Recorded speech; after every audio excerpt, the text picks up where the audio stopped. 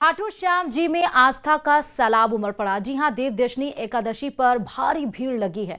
बाबा के दर्शन के लिए लाखों श्रद्धालु पहुंचे हैं। तस्वीरें आपके सामने हैं, लेकिन व्यवस्था भी उसी तरह की गई है।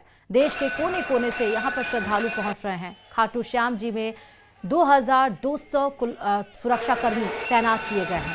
बताते चले कि आज से चतुर्मास का आरंभ भी हो जाता है और इस दिन संसार के पालनकर्ता भगवान विष्णु 4 महीने के लिए योग निद्रा में चले जाते हैं।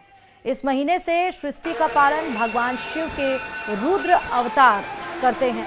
देवदशनी एकादशी का व्रत करने वालों को पद्म पुराण में वर्णित इस कथा का पाठ करना बेहद जरूरी है, तभी व्रत का पूरा फल मिल पाता है।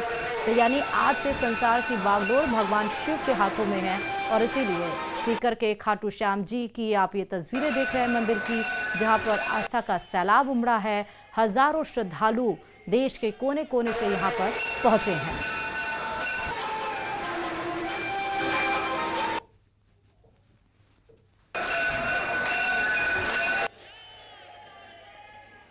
एकादशी तिथि सबसे बड़ी चीज़ जानिए कि यह भगवान विष्णु से सीधा संबंध रखती है। सीधा संबंध होता है और मोक्ष के लिए रखा जाता है, पाप मुक्ति के लिए रखा जाता है इसका व्रत।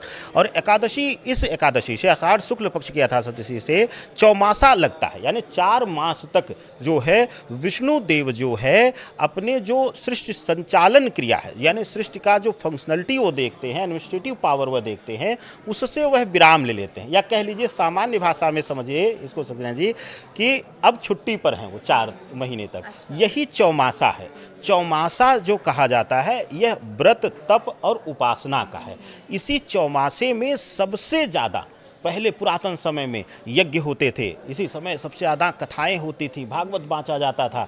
क्यों? क्योंकि इस समय शयन मुद्रा में वो रहते थे, उनको और शक्ति दी जाती थी, उनका शरीर जो है क्षीण होता था, कमज़ोर होता था भगवान विष्णु का। तो ऐसी अवस्था में इस एकादशी से, शयन एकादशी से, यह शयन मुद्रा क्योंकि इसका नाम ही है, ठीक है। तो ऐसी अवस्था में ये देवशयनी एकादशी इसको कहते हैं। यहाँ भगवान विष्णु देवता के रूप में शयन मुद्रा में विराजमान हो जाते हैं क्षीर सागर में। तो उनका जो है एडमिनिस्ट्रेटिव पावर जो है इस चौमासा में जो भगवान भोलेनाथ के पास आता है और इसीलिए इस देवशयनी एकादशी का अत्यंत महत्व है।